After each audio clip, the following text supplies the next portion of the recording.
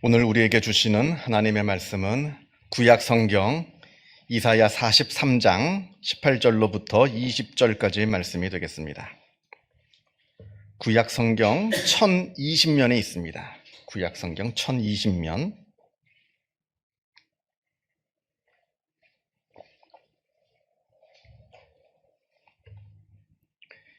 이사야 43장 18절로부터 20절까지의 말씀을 봉독합니다.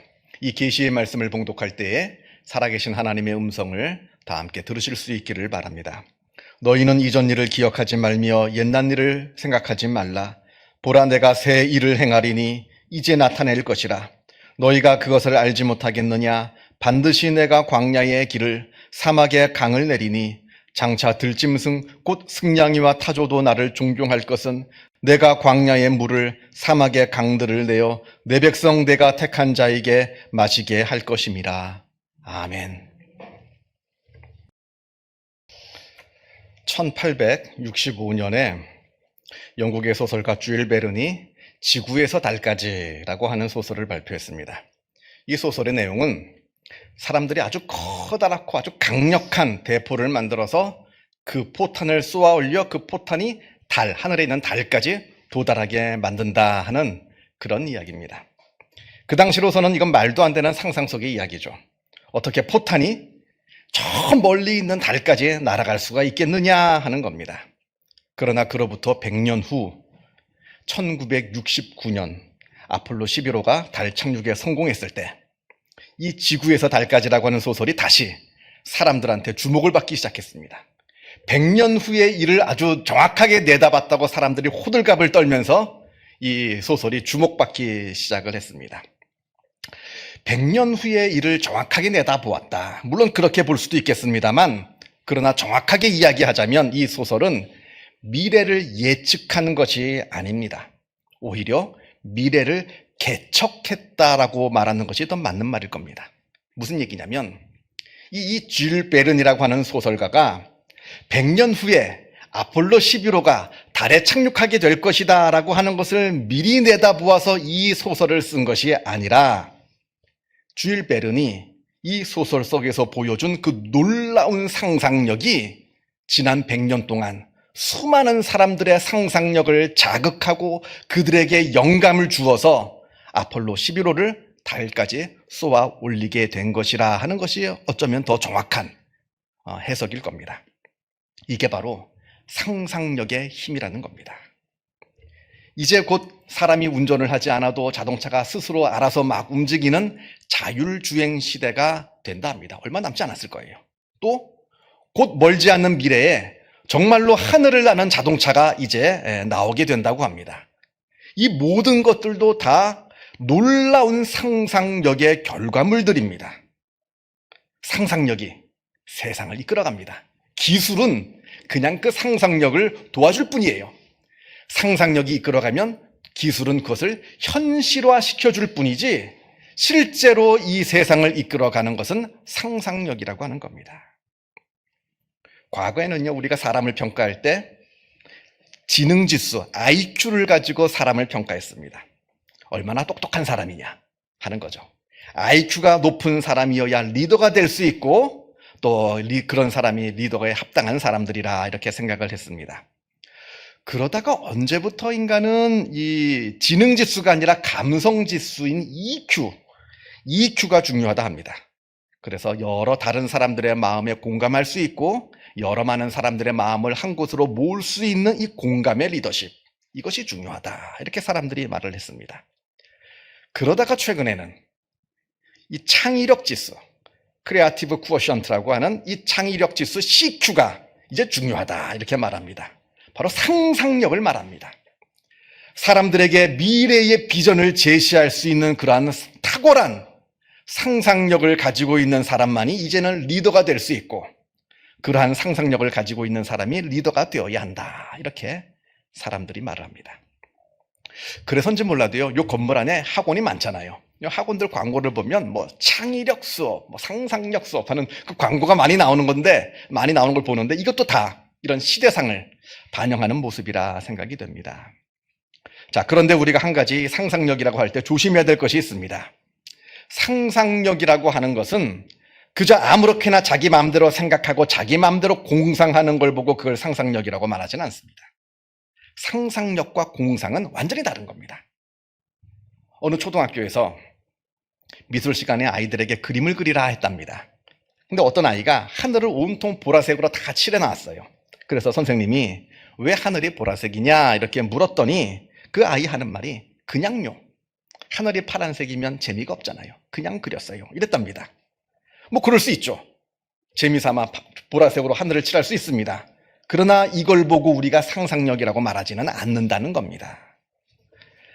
아무런 이유도 없고 아무런 목적도 없이 그저 기존에 있는 것과 다르다고만 해서 그게 무조건 상상력이 되는 건 아닙니다. 상상력이라고 하는 것은 기존의 지식들이 쌓이고 쌓인 후에 그것이 응축이 된 다음에 폭발하는 그 힘을 말합니다. 기존의 지식들이 쌓여서 그것을 발판 삼아 도약하는 것을 상상력이라고 말하는 것이지, 그저 아무것도 없이 아무 발판도 없이 공중에서 허우적대는 걸 보고 상상력이라고 말하지는 않는다는 겁니다. 이걸 한국 부모들이 잘 모르더라고요. 상상력이면 그저 마음대로 엉뚱하게만 하면 되는 건 줄 알고 착각하는데 그게 아니라는 겁니다. 여러분 화가 피카소 아시죠? 피카소 다 아실 겁니다. 피카소가 그린 그림을 보면요, 저게 무슨 화가가 그린 그림인가? 그냥 아이들이 아무렇게나 장난친 것 같은 그런 그림으로 보입니다. 나도 저렇게는 그리겠다. 아마 여러분들 중에서도 아마 속으로 한 번쯤은 피카소의 그림을 보면서 나도 저 정도는 그리겠다 한번 생각하신 분들이 많으실 겁니다. 그런데 피카소가 실력이 없어서 그렇게 그린 게 아닙니다. 피카소가 10대 때, 그 어릴 때 그린 그림을 보면요, 완전히 사진처럼 정확하게 그립니다. 완전 얼마나 그림을 잘 그리는지 몰라요. 완전 사진입니다. 그렇게 잘 그리다가 그렇게 지식이 쌓여서 기존의 그 실력들이 쌓여서 그것이 정점을 찍은 후에 그 다음에 폭발한 것이 바로 지금의 피카소의 그림이라는 겁니다. 자, 두 번째로 상상력이란 보이는 것 그 너머의 것을 볼 줄 아는 힘을 말합니다. 다시 말하면 겉으로 드러난 누구나 볼 수 있는 그 모습이 그것만 보는 것이 아니라 그 속에 숨겨져 있는 그것의 본질을 보는 힘, 그 내면을 보는 힘, 이게 바로 상상력이라는 겁니다. 피카소의 그림 중에 두 자매라고 하는 그림이 있습니다. 피카소가 젊은 시절에 어느 병원에 갔다가 그 병원에서 어느 두 자매가 만나고 있는 것을 목격하고 그린 그림이라 합니다. 이 두 자매는 어릴 때 부모를 잃고 다 뿔뿔이 흩어져서 서로 다른 환경에서 자라났습니다. 그러면서 그중 하나는 훌륭하게 성장하여서 수녀가 되었습니다. 그래서 다른 사람들에게 헌신하고 봉사하는 삶을 삽니다. 그날 이 수녀가 이 병원에 온 이유도 그 환자들에게 봉사하기 위해서 그래서 온 것이라 합니다. 그리고 다른 자매는 창녀가 되어서 몹쓸 병에 걸려서 그 병을 치료하고자 그 병원에 왔다가 그 두 자매가 서로 완전히 떨어져 살다가 그 병원에서 우연히 만나게 된 것을 피카소가 보고 그 장면을 포착하여 그림을 그렸습니다. 그 그림을 보면요, 두 자매가 서로 부둥켜 안고 있습니다. 그 중에 하나는 너무나 큰 죄책감에 고개를 푹 숙이고 있고, 다른 하나는 너무나 화가 나 있는 표정으로 눈을 부릅뜨고 있습니다. 이 둘 중에 누가 수녀이고 누가 창녀입니까? 사람들은 이 그림을 보고 죄책감에 머리를 푹 숙이고 들지 못하는 여자가 창녀이고, 반면에 너무나 화가 나서 눈을 부릅뜨고 있는 여자가 수녀라 생각을 합니다만 사실은 그 반대라고 합니다. 그 두 자매 중에서 창녀가 되어 살아온 그 여인은 어린 시절부터 세상 사람들로부터 당한 그 학대, 다른 사람들에게 받은 그 멸시 때문에 세상에 대한 분노로 가득 차 있는 얼굴을 하고 있는 것이고요.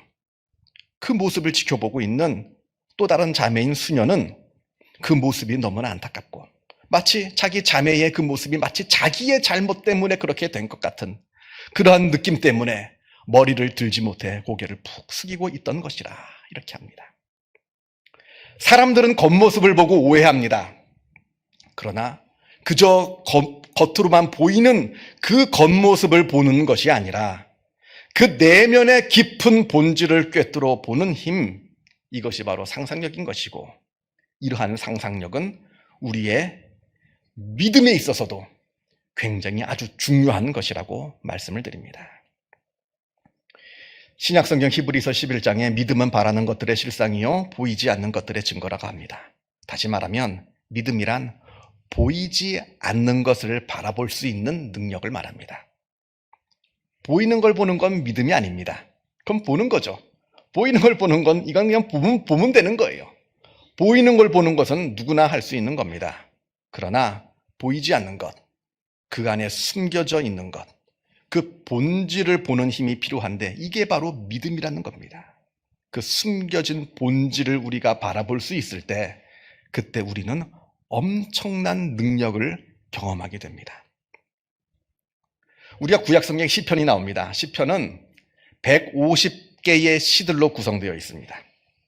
이 150개의 시들 중에서 무려 3분의 1이나 되는 50편의 시들이 일명 탄식시라 부르는 시들입니다. 이제 학자들, 우리들은 이제 신도들은 이게 탄식시인지 찬양시인지 구분하는 게 이렇게 중요하지는 않습니다만 학자들은 이걸 구분해 놓는 것을 중요하게 여깁니다. 근데 그 3분의 1, 50편에 되는 50개나 되는 시들이 탄식시라 부르는 시들인데, 이 탄식시라고 하는 것은 시편 이 기자가 자기가 당하고 있는 그 고난, 자기가 당하고 있는 그 여러 괴로운 일들을 하나님 앞에 탄식하면서 부르짖는 그 시들을 말합니다. 이 탄식시의 가장 대표적인 시가 시편 13편입니다. 한번 나중에 댁에 가서 한번 읽어보세요. 시편 13편인데 이 시는 이렇게 시작됩니다. 여호와여 어느 때까지니까 나를 영원히 잊으셨나이까 내 영혼이 종일토록 번민하고 근심하기를 어느 때까지 하리이까. 아주 우리가 상상할 수 없는 긴 시간 동안 말할 수 없는 괴로움을 당하고 있었던 것 같습니다.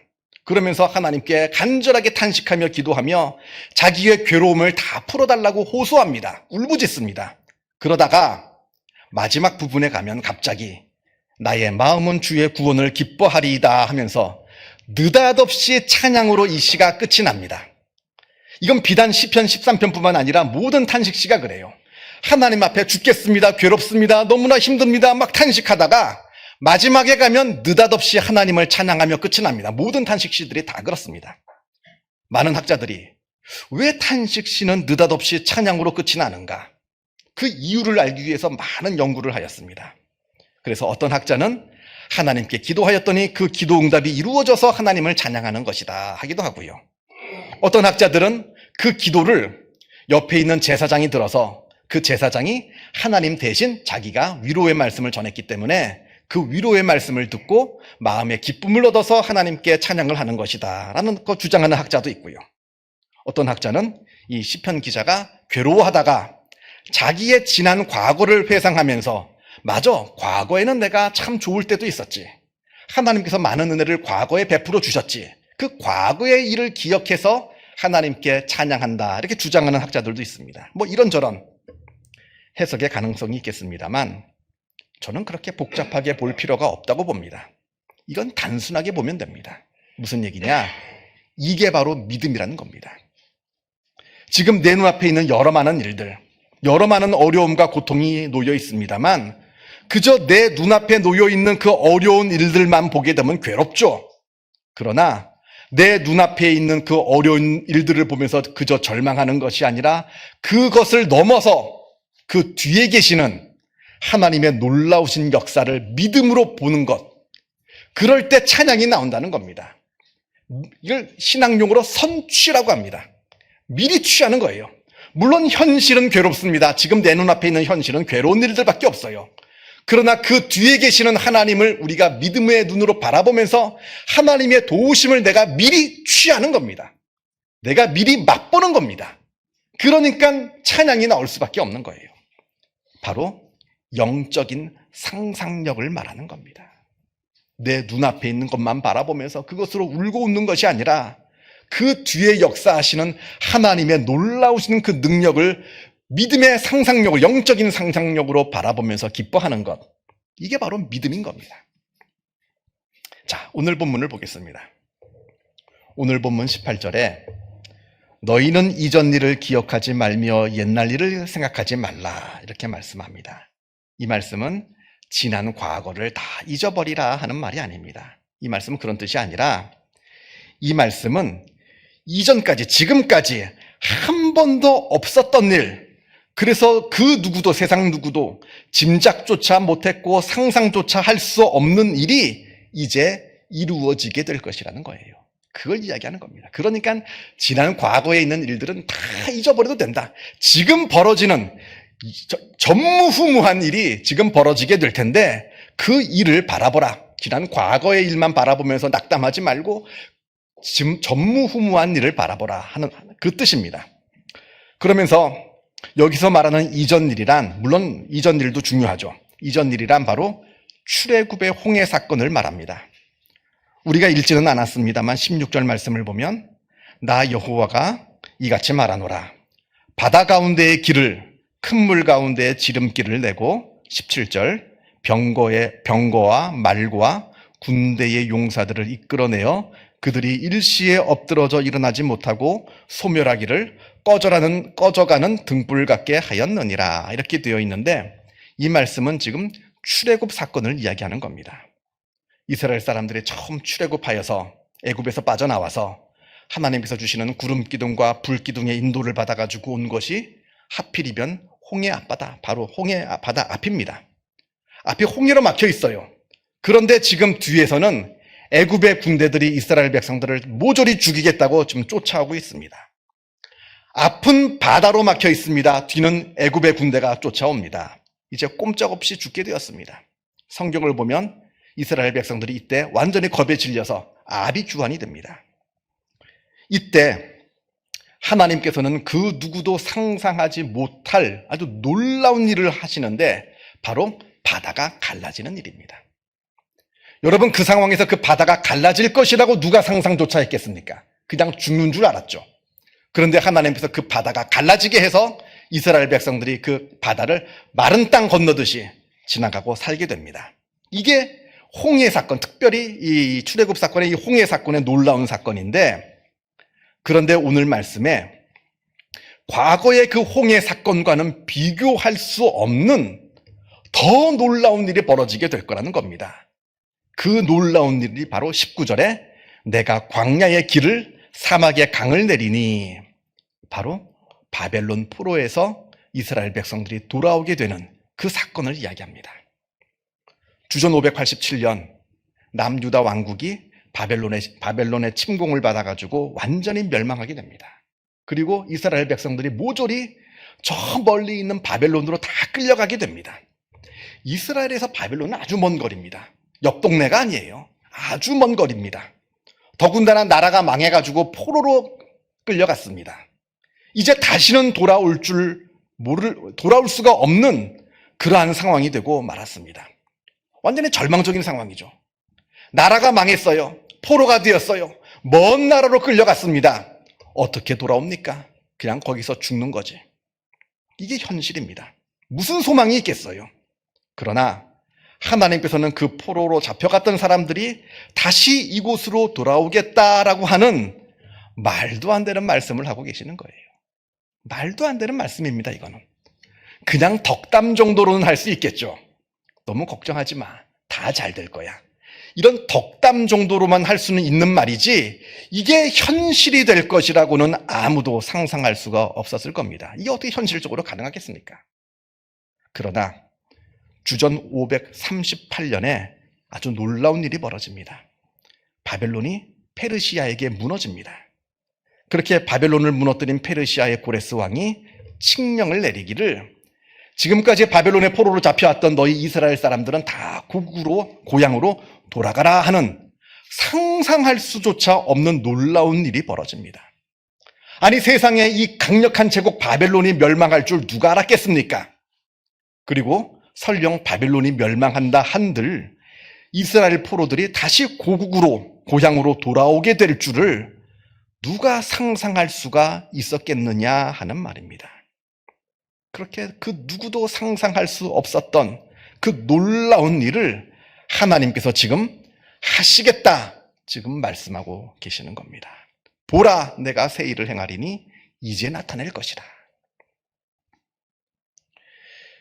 러시아의 시인인 알렉산드로 푸시킨이 쓴 삶이 그대를 속일지라도라고 하는 시가 있습니다.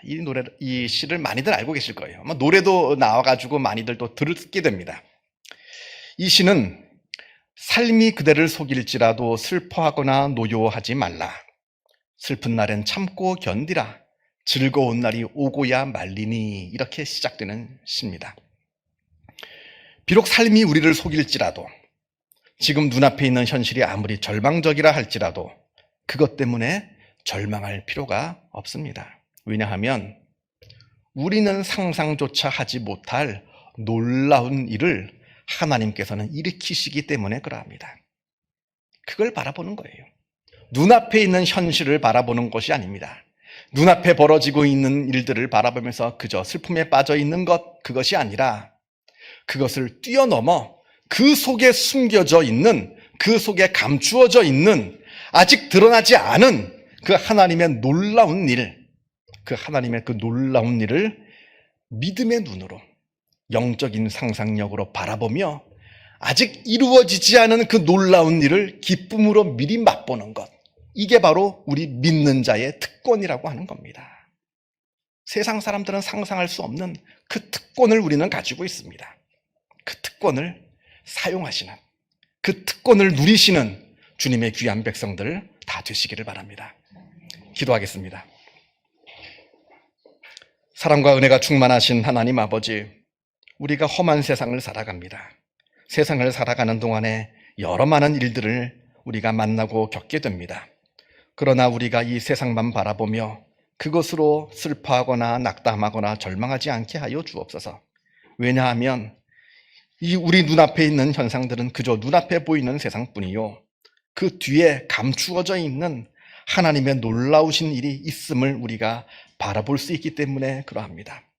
아버지 하나님, 우리에게 영적인 상상력인 이 믿음의 능력을 허락하여 주시어서 세상만 바라보며 그것으로 우리가 울고 웃지 않게 하여 주시고, 그 뒤에 있는 하나님의 놀라우신 그 섭리를, 그 능력을 바라보게 하여 주시어서 그 능력을 미리 맛보며 기뻐하는 주님의 귀한 백성들 다 되게 하여 주옵시고, 그로 말미암아 우리들의 삶이 무슨 일을 만나든지 늘 든든히 서 나아가는 복된 삶이 되어질 수 있도록 역사하여 주옵소서. 모든 것 주님께 의탁하오며 이 모든 말씀 우리 주 예수 그리스도 이름으로 기도하옵나이다. 아멘.